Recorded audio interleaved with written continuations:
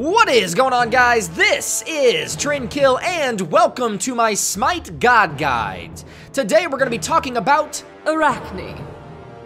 Oh, what a tangled web we weave when we want to suck the juicy bits out of our enemies. Take left lane!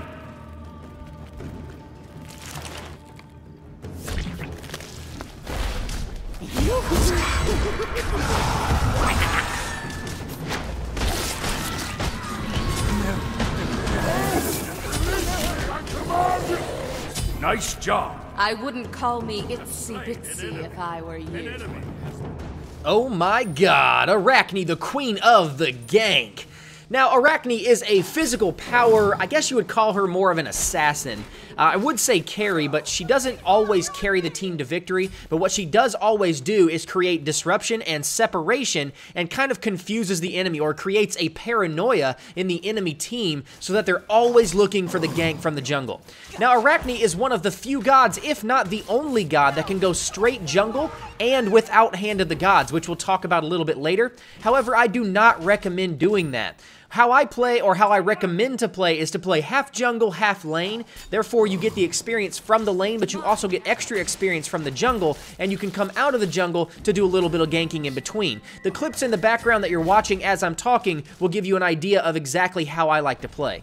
Now, one word to the wise before we get into her abilities. I do want to mention that Arachne has no escape ability. She's got a few things that will slow the enemies from being able to chase you, but most people that have a jump or a dash will be able to catch up to Arachne and kill her. So you've got to be very careful on how you engage the enemy because you don't want to overextend yourself and get destroyed.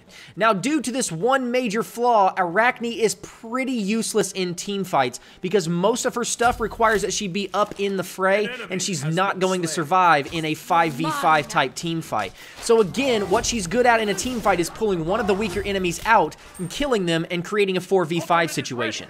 Now, with all that being said, if you play her and play her right in a normal conquest game, you're going to create a lot of rage quits and enemy team surrenders. Alright, so now that you know a little bit about Arachne's strengths and weaknesses, let's take a look at her abilities or her skills. Now, her passive skill is called Poison Claws and is arguably one of the best in the game, especially for an assassin. Basically, every time she auto-attacks an enemy, she applies a poison that can stack 3 times, and it ticks 6 times over 3 seconds, so every half second for 3 seconds. It does 8 physical damage plus 15% of her physical power from all of her items. Now, that doesn't sound like a lot of damage, but believe me, at the very beginning of the game, with 3 auto attacks, you can easily do damage in close to the 300s at level 1. And with enemies like Anubis or any of the soft mage type characters in the beginning of the game, they barely have 400 HP. So at level 1, you can do 65 to 70% of a soft enemy's HP in 3 auto attacks. That's pretty crazy.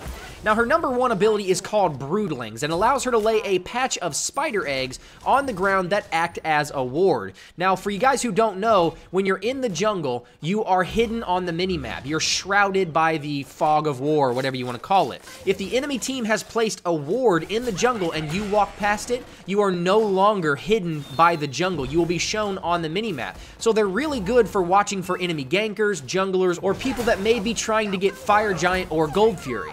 Now, the cool thing about Broodlings is that not only is it a ward, but when the enemy gets near your Broodlings, they will hatch and 2 spiders will come out and start attacking them.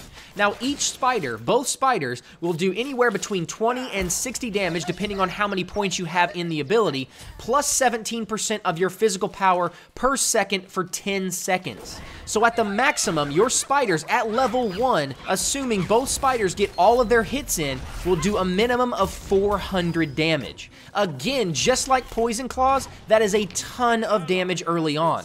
So you're going to start to see a pattern with Arachne. A lot of her abilities or a lot of her power comes very early in the game. Her main weakness is that if she starts to fall behind in level, a lot of the other gods' power starts to catch up with her, and she is no longer amazing at ganking an enemy. She's just okay. If Arachne is just okay at ganking, you're doing something wrong and you're probably going to lose. Now, her number 2 ability is called Drain Life, and behind Broodlings is her second most important ability to take early on. Now, assuming you've been watching the clips in the background as I've been talking, you've obviously seen me jump onto an enemy's back and start like chewing on their face. That is Drain Life. Now, Drain Life does a minimum of 30 and a maximum of 70 damage, again, depending on how many points you have in the ability, plus 15% of your physical power as a health drain, meaning you will do that damage to the enemy god, and you will get that much life back. Now, on top of that, you also will silence the enemy for the 3 seconds that you are riding them. So it's a very situational ability. You'll see in the clips in the background that I use Drain Life at several different points in several different fights. So I don't always use it at the same time. You use it when you think you're going to need it. Whether you need the life, you need to secure that last kill, you need to silence somebody so they can't get away, or you need to silence somebody so they can't kill your friend or your lane partner. There's a lot of different uses for a silence, and Arachne has one of the best silences in the game. Now, her number 3 is called Tangled Web and is by far her weakest ability. It's still a good ability, but it doesn't have a lot of use. It needs to be used proactively. Trying to use it reactively is very frustrating because the projectile is so slow. Now, it does slow by 20 to 40%, again, depending on how many points you have into it. The issue is that the first point gives you 20%, and the 4 points after that only gives you another 20%. So you're basically spending 1 point to get 20% and 4 more to get the other 20% to max it out. So what I do is take 1 point in Tangled Web early on, and I wait till the end of the game to max it out, until the game actually makes me put more points into it. Now, what I mean by using it proactively is that you want to throw down a Tangled Web in the direction that the enemy is going to be running from your gank before you actually start the gank. The enemy will turn around and run away from your gank into your Tangled Web, slowing them, or they'll have to go around the Tangled Web, making them take longer to get away from you. Now, really what they need to do to change this up is the slow needs to go from 10 to 50% and go 10, 20, 30, 40, 50 instead of going 20, 25, 30, 35, 40. It just doesn't give you enough slow each point to make it really worth it. Another thing they could do is make Arachne move faster in her web while her enemies move slower. If you ever seen a spider in a web chasing a bug, the spider's really fucking fast, and the bug is obviously stuck there not able to do anything. So it would only make sense to give her a Hebo type move, where Hebo moves faster in his water and enemies move slower. You think that would make sense.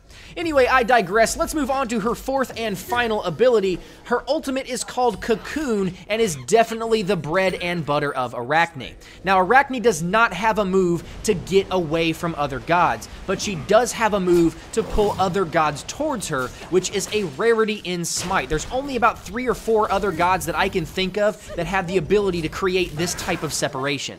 Now, again, like her Drain Life, Cocoon is not to be used the same way every single time. Sometimes in the video, you'll see me pulling people towards me first, then hitting them a couple times, then Drain Lifing them for the kill. Sometimes you'll see me going in and auto-attacking first, and then cocooning as they're trying to get away. There's definitely several ways that you can use this, and there is no right way. There is, however, a best way for certain situations. A lot of it honestly comes down to what god you're actually laning with, how good you think that player is, and how well you two are communicating. If you're playing with somebody like a Sobek who's pretty good and has got good communication, and they dash in and toss them back, I mean, that's like taking candy from a baby. You can do really anything you want. Slap them with a couple auto attacks, Drain Life, even if they've got an escape, will silence them so they can't get away, and if that Drain Life doesn't kill them, when they do get away, cocoon them right back. Most escape is in a straight line, whether it's a jump or a dash. So what I like to do is, as they're dashing or jumping away, aim my cocoon at the end of their dash, or at least where you think that's going to be, and a lot of the time you may snag them at the very end and pull them right back for the kill. Now, as far as which order to take your abilities in, you're going to take your Broodlings first, Drain Life second, Tangled Web third, and you're going to put a point in your ultimate every chance you get. Those chances are at 5, 9, 13, 17, and 20. Now, as far as the first 5 levels are concerned, I take a point in Broodlings first, then I grab Drain Life, then I go back to Broodlings, then at level 4 I grab Tangled Web, and finally I grab Cocoon. Now, once you have your ultimate, you're going to go back and put a point in Broodlings as many times as you can before your ultimate is available to put a point in again. Once your Broodlings is maxed out, then start working on Drain Life, again, only taking breaks when you're putting a point in for your ultimate, and only put points in Tangled Web when the game actually makes you. Alright, so let's take a look at her build, or at least the primary build that I usually go with if everything is going normally. Now again, later on we're going to talk about some situational items that may be substituted for some of the items in the primary build if you face certain scenarios, but for the most part, in most situations, this primary build works very well for me. So for starters, we're going to take Hand of the Gods. Now, Arachne, as I said before, is one of those gods that doesn't necessarily need Hand of the Gods, but it does speed up her jungling and allows her to get back into the action much faster, and it also gets her experience faster from those jungle creep camps. Now, what Hand of the Gods does is it's got a very small radius, but in that radius, it does 600 damage to all of the enemy NPCs that are in the area. On top of that, while it's on cooldown, after you've used it, your basic attacks on minions deal 20 more damage and heal you for 10 health, so it's a little bit of lifesteal very early on. The next item I'm going to move into is my Warrior Tabby. That's going to give you a little bit of physical power, attack speed, critical strike chance, and movement speed, which is all important for an Arachne player. On top of that, most other enemy gods will grab their boots first, usually 2 ranks in their boots, so they are going to be faster than you, making it harder for you to gank early if you do not take your Warrior Tabby first. Now with those 2 items purchased, you're only going to have 50 gold left, and I like to grab a health potion just to be safe, giving me a little more sustain early on. Now the very next thing I do build-wise is I finish out my Warrior Tabby, unless I have enough gold to go right into my next item, which if we look at the remainder of the build, the next item is Devourer's Gloves. Now let me give you a situational reason why I may choose to go Devourer's Gloves first. If I've already ganked the enemy team a couple times and I'm already sustaining in lane very well and I haven't needed to chase anybody down with my Warrior Tabby, then I won't get rank 2 and 3 in Warrior Tabby right away. Usually I'll go right into my Devourer's Gloves, especially if I've sustained long enough to hit level 5 and have my Cocoon. All of a sudden run speed is not necessarily as important. On top of that, if you sustained long enough to buy your Devourer's Gloves outright rank 3 without having to worry about getting rank 1, then rank 2, then rank 3, I'll go ahead and snap Devourer's Gloves very, very early. That way I can start building up my stacks. Now, if you guys don't know, a 3 rank in Devourer's Gloves is going to give you a max possibility of 50 physical power and 20% physical lifesteal. That's crazy. Now, starting off, it's going to give you a 30 physical power and 10% lifesteal, but you've also got the possibility of 40 stacks that add 0.5 physical power and 0.25 physical lifesteal each stack, giving you that total of 50 physical power and 20% lifesteal. A very, very important item for any Arachne build. Alright, so now we've got our speed, we've got our lifesteal. Let's move into some attack speed with the Executioner. With 3 ranks, it's going to give you 30 physical power, 20% attack speed, and it's going to add a debuff to the enemy when you hit them with a regular auto attack. That's going to give them a negative 20 physical protection that will stack up to 3 times. So with Arachne, her auto attack's already doing a ton of damage. This is going to make them do even more because you're going to be reducing their physical protection. This is a very, very good item for most physical attack power gods, especially ones that rely on their auto attack like Arachne and, say, Anhur. Next, we move into Deathbringer, which is probably the best physical power item in the game. It's going to give you an additional 50 physical power, 20% critical strike chance, and another 50% critical strike damage. So not only are you going to be doing more base damage, you're also going to have a better chance at a critical strike, and when you do get those critical strikes, they're going to do a lot more damage. Alright, so now we've got our 4 main items out of the way. These are the items that you really need for a great Arachne build. Now, the next 2 items can be switched up for your playstyle, or if you've got any situational things that you need to swap items in and out for, but I like to go for Keen's Blades next. With a rank 3 in Keen's Blades, you're going to get 30 physical power, 150 health, an additional 25% attack speed, and with a 3rd rank, you get a 30% chance on a basic auto attack versus other gods to deal 10% of their max health as damage. Again, Keen's Blades is very good for the gods that rely a ton on their auto attacks. Also, by the time you get to your 5th item, we're going to be in late game, and late game, a lot of the tanks have a ton of HP. So if you hit one of them for 10% of their health, that's going to be a ton of damage in one single hit, and you've got about a 1 in 3 chance to have that proc. Now, by now, if you have not completely destroyed your lane, or you haven't made somebody rage quit, and the teams have been balanced enough to push to very late game, you may have room for a 6th item. If you do, I like to put Golden Bow in that slot. By now, you've been team fighting for quite a while, and as we said before, Arachne is not the most powerful in team fights. Golden Bow helps her be a little more relevant in team fights, giving her an additional 35 physical power, 10% critical strike chance, and another 5% movement speed. And when you're auto-attacking something, you do 100% damage to the thing you're auto-attacking, and 50% damage to everything around it in a 10-foot radius. So if you get lucky enough to have a Hades on your team, and he runs in and ults and catches 2 or 3 gods, and you can just run in and start smacking them, you're gonna do a ton of damage to all the gods inside his ultimate. The other good thing about Golden Bow is that the one bad thing about Arachne is she is not going to be pushing a lane. She doesn't have an AoE or a spell that goes in a straight line or anything like that that can take out a row of minions all at once. What she has to do is run in and auto attack, or maybe even lay some eggs down and just slap the shit out of them until the lane pushes back, but that is usually not fast enough. By that time, the enemy team will see you pop up on their minimap and you lose the element of surprise. What Golden Bow allows is the ability for Arachne to push a lane just as fast as most of the other gods out there. And where this can come in handy is that in most team fights, the enemy team is not going to be expecting Arachne to be right in the middle of everything in the team fight 5v5. They're going to be expecting a 5v4 team fight with Arachne somewhere in the jungle trying to gank one of them. So the benefit of that is that you can easily slip away unnoticed and push a lane by yourself to possibly take down a tower or a phoenix or whatever the other team will allow you while they're not paying attention. Alright, so before we get out of here, let's take a look at a few situational items, some things that you may want to take depending on how the game ends up playing out. So for abilities, we've got Sprint, Creeping Curse, Aegis Amulet, and Purification Beads. I normally take Sprint, helps me close the gap, also makes me 10% faster when it's on cooldown, and gives Arachne a little bit more escapability. Creeping Curse is also really good, especially if you find yourself in the fray in the middle of some team fights. Because when you pop it, it's going to make everybody around you 35% slower, and when it's on cooldown, everybody's innately 10% slower. However, if you're playing an Ares, or say, for some ungodly reason you're midding against an Anubis, you may want to take Aegis Amulet to avoid being blown down or being pulled in by Ares' ultimate. If there's a lot of stuns and things like that floating around, like say you're fighting a Cupid and a Wukong who have a ton of mesmerizes and stuns, grab Purification Beads because that will clear all of those things. Whatever you do at the end of your build, or at least somewhere in the middle of your build, make sure you grab a second ability. If you're laning against Ares, you're gonna want Aegis Amulet as soon as you can get it.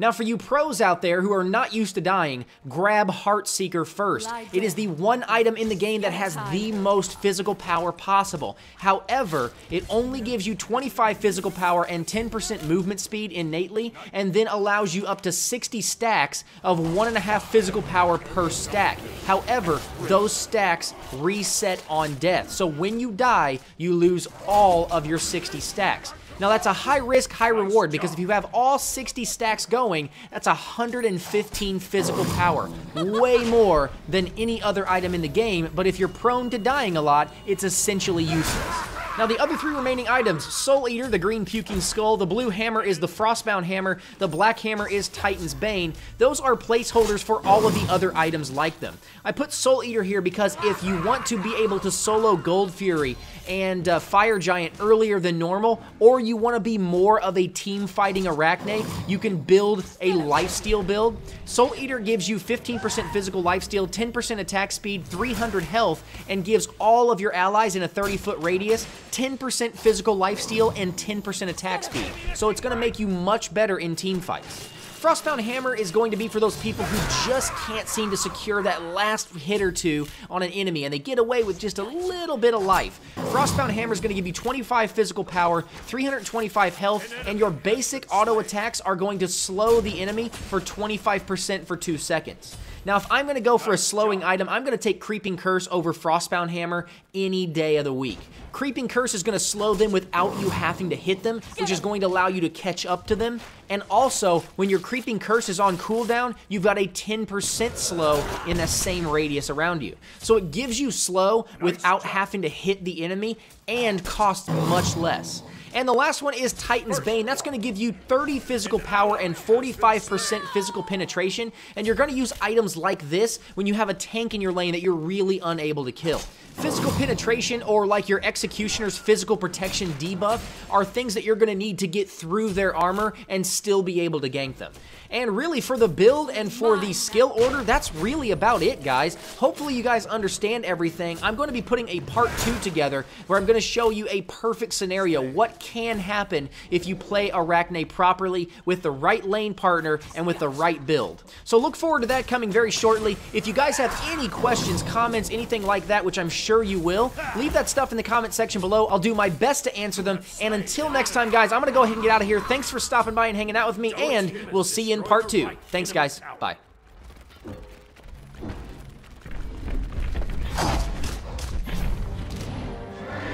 Deicide. An enemy has been slain. Your team has destroyed a right enemy tower.